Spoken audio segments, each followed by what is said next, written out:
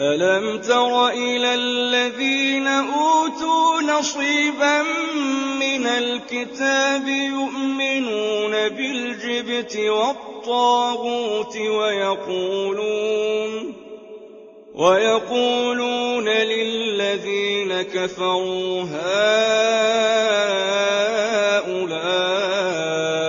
أهدى من الذين آمنوا سبيلا أولئك الذين لعنهم الله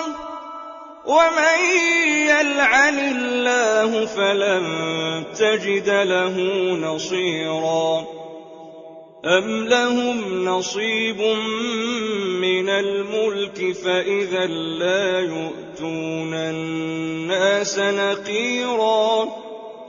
أم يحسدون الناس على ما آتاهم الله من فضله فقد آتينا آل إبراهيم الكتاب والحكمة وآتيناهم ملكا عظيما فمنهم من آمن به ومنهم من صد عنه وكفى بجهنم سعيرا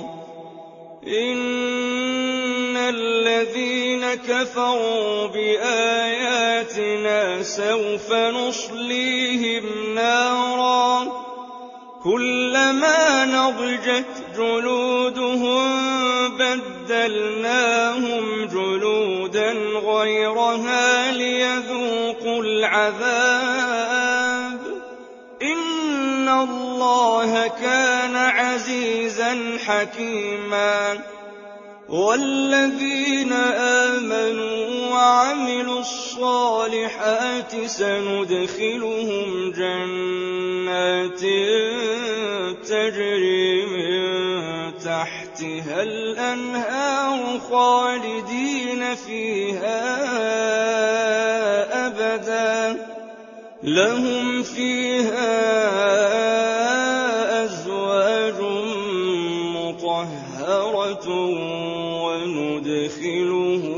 ظلا ظليلا